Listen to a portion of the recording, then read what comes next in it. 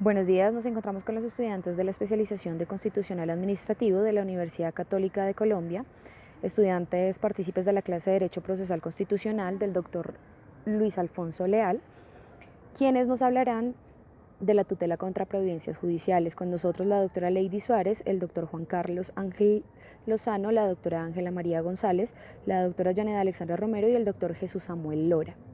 Mi nombre es Lady Rocío Suárez Castro y el día de hoy voy a hablar de la influencia que tuvo la introducción de la acción de tutela en nuestra Constitución Política del año 1991.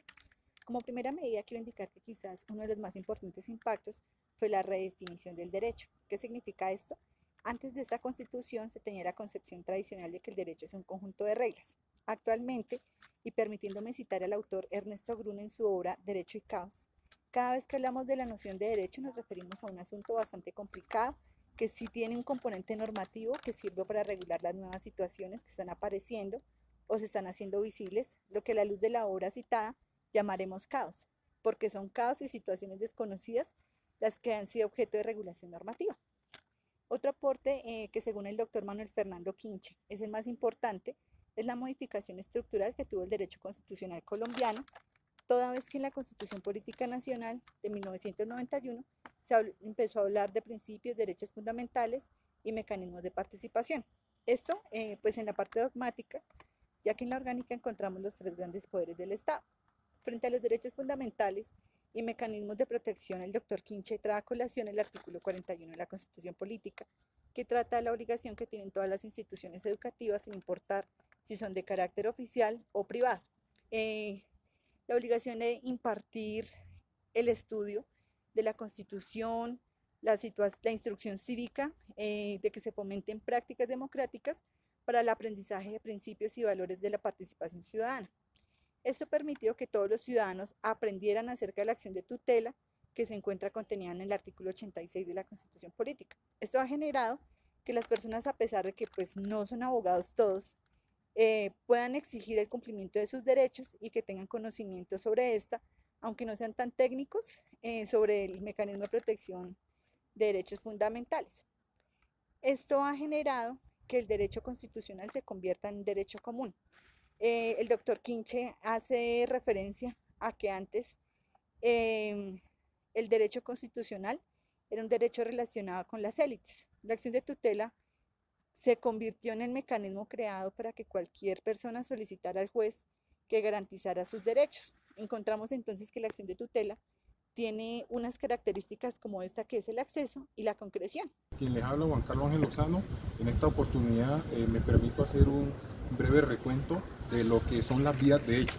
Es importante resaltar que antes de la entrada en vigencia de la Constitución de 1991, la figura de las acciones de tutela contra providencias judiciales no existía. Es decir, que a la entrada en vigencia de la Constitución es que se da esta figura. Vamos a entrar en detalle en cuanto a qué son las vías de hecho. Las vías de hecho son esas irregularidades que se dan dentro de un proceso. Es importante resaltar que de cierta forma, al aplicar la vía de hecho, son situaciones que van en contra no solo de la Constitución, sino de la ley, ¿sí?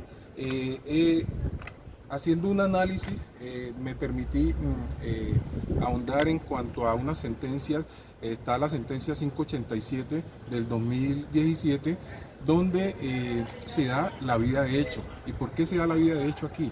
Porque de cierta forma se le está vulnerando el derecho de defensa, el derecho al debido proceso a un padre que está solicitando la custodia de su hija, y esta es negada, ¿sí? Y es accedida a la madre, pero no se tiene en cuenta una prueba importante, que es que la hija de viva voz había decidido convivir o irse a vivir con su padre. Entonces miramos aquí que aquí estamos atentando contra la violación del derecho al debido proceso, artículo 29 de la Constitución Política de Colombia. Es importante también resaltar la sentencia 031 del 2016, donde también nos trae un breve recuento cuando se da la vía de hecho a través del principio de la inmediatez. ¿Qué nos dice el principio de la inmediatez? que es un requisito de procedibilidad de la acción de tutela, donde su interposición debe ser oportuna y razonable. Entonces, esta es la importancia de este principio. Es por ello de que si no se respetan estos parámetros, no se puede tener en cuenta el debido proceso dentro de un proceso contra providencias judiciales. Mi nombre es Ángela María González Restrepo, estudiante de la Universidad Católica de Colombia, de la especialización Constitucional y Administrativo. Hoy me correspondió hablar de las causales de procedibilidad, tutela contra providencia judicial, causales de procedibilidad que la vemos en la sentencia 590 de 2005. Generales, que son las que habilitan la interposición de tutela, y en las especiales determina la procedibilidad del amparo una vez interpuesto. En las generales vemos la primera, que la cuestión que se discuta sea de relevancia constitucional. La segunda, que se hayan agotado todos los medios de defensa, ordinarios y extraordinarios. La tercera, que se cumpla con el requisito de inmediatez. La cuarta, que cuando se trate de una irregularidad procesal, esta tenga un efecto decisivo o determinante en la providencia.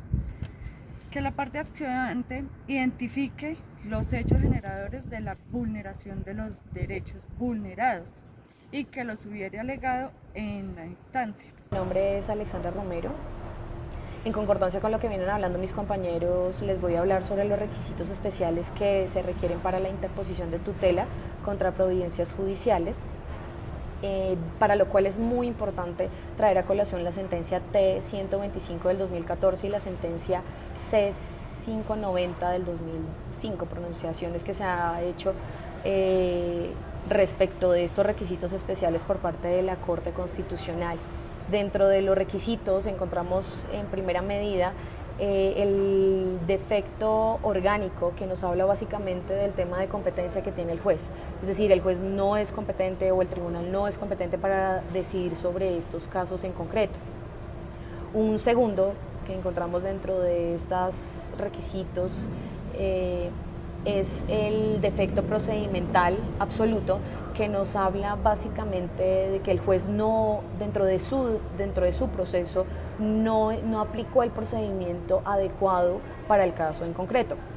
Como un tercero encontramos el defecto fáctico, que nos habla básicamente de todo el tema probatorio, de todo el tema que ha sucedido dentro del proceso, no fue aplicado de manera correcta al probatorio, ya sea porque fueron pruebas que se tomaron como verdad o como de manera negativa, entonces no fue aplicado dentro del proceso. El cuarto es básicamente el derecho sustantivo. El derecho sustantivo, ¿a qué se refiere? A la interpretación, a la aplicación de la norma o la inaplicabilidad de la norma, a aplicar una norma inconstitucional. Digamos que se va más allá y se aplica o se objeta cuando el juez efectivamente no está aplicando una norma verídica. Otra es el error inducido, que es cuando el juez efectivamente es engañado o el tribunal es engañado para que se tome esa decisión. Asimismo, también encontramos la violación directa de la Constitución. Esta es, digamos que muy importante, porque pues se tiene en cuenta que se está violando alguno de los derechos fundamentales o alguna de las estipulaciones que tiene nuestra Constitución política. Por ende, pues digamos que para que se dé esto y para que efectivamente estos requisitos especiales para iniciar esta acción de tutela contra providencias judiciales, se va más encaminado a que yo solamente no debo cumplir con los requisitos generales, sino debo cumplir con alguno de estos requisitos especiales y que sea procedente este proceso. Conclusiones. La acción de tutela procede de manera excepcional y es la Corte Constitucional que ha determinado los casos en que procede. Debido a la independencia y la seguridad de las altas cortes, no hay una decisión unánime sobre este tema. La tutela contra providencias judiciales debe tener unas características y no se puede adelantar en contra de cualquier decisión judicial. El derecho evoluciona y somos nosotros los que modulamos esa evolución.